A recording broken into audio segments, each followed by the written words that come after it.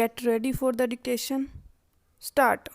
The additional sessions Judge 3 Gr.D wide his judgment dated September 5, 1990, acquitted A3 as the prosecution was not able to establish any case against her. Stop.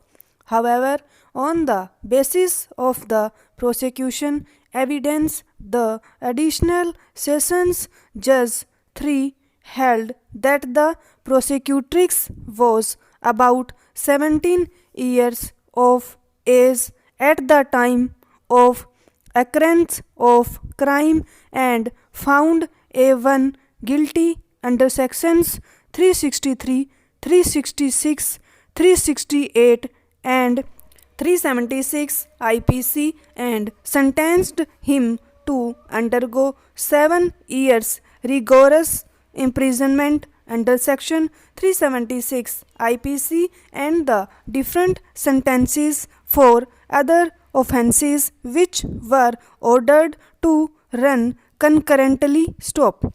A1 challenged the judgment passed by the additional sessions Judge 3 Gr.D before the Allahabad High Court, Lucknow bench, Lucknow. Stop. The High Court wide its judgment dated March 11, 2003 reversed the judgment of the trial court and acquitted A1. Stop.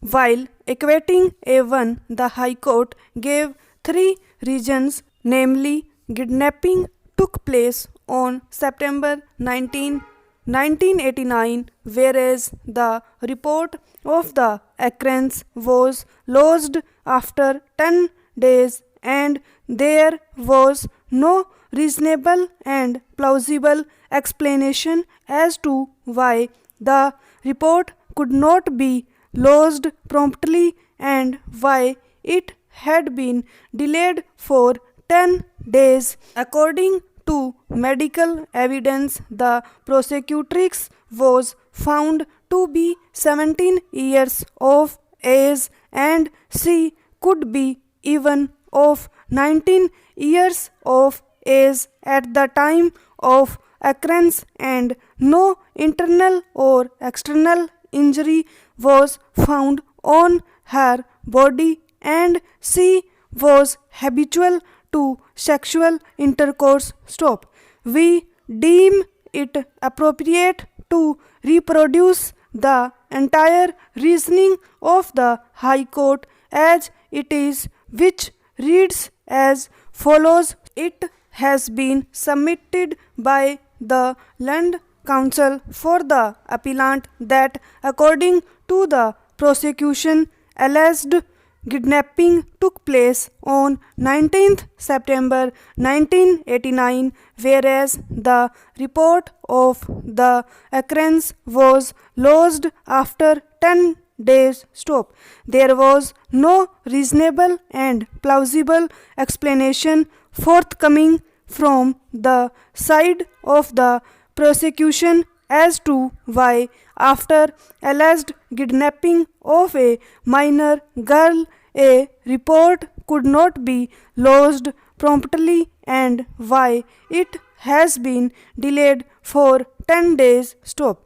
This by itself shows that the report had been lodged after consultation and after due deliberation, and the prosecution can be safely looked with doubt. Stop. I fully agree with the contention of the Land Counsel for the appellant, and furthermore, according to medical evidence on record, girl in question was found 17 years of age and she could be even 19 years of age at the time of alleged occurrence. Stop. No internal or external injury was found on her body and she was used to sexual intercourse. Stop. The charge of rape also stands not proved. Stop. The learned court below was thus not justified in believing the prosecution theory and convicting the appellant. Stop. We are indeed surprised by the casual approach with which the High Court has dealt with the matter. Stop. The judgment of the High Court is not only cryptic and perfunctory, but it has also not taken into consideration the crucial evidence on record. Stop. On flimsy grounds, the accused convicted of a serious crime of kidnapping and rape has been acquitted. Stop. There is no application of mind to the evidence of the prosecutrix at all. Stop. Having not been benefited by the proper consideration of the evidence by the High Court, we have looked into the entire evidence on record carefully. Stop. The prosecutrix is an illiterate and rustic young woman. Stop. She does not seem to have had formal education, and therefore there is no school certificate available on record. Stop. In the FIR, the age of the prosecutrix has been stated to be 13 years. Stop.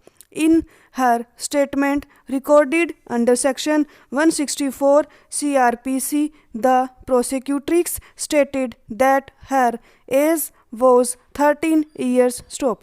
PW1, who is elder brother of the prosecutrix, in his deposition also stated that the age of the prosecutrix was 13 years at the relevant time. Stop.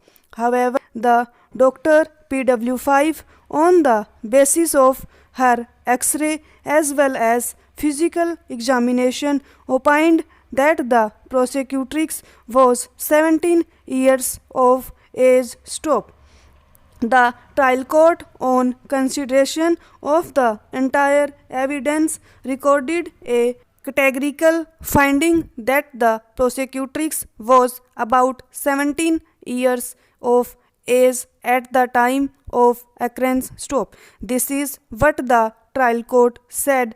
According to the complainant, Rampal PW2 was aged 13 years at the time of the occurrence, but during the cross-examination, the complainant has stated in para 7 of her cross-examination that he was aged about 24 years and PW2 was younger to him by 8-9 years. Stop. Thus, the age of the prosecutrix, according to the statement of the complainant, comes to 16 years. Stop.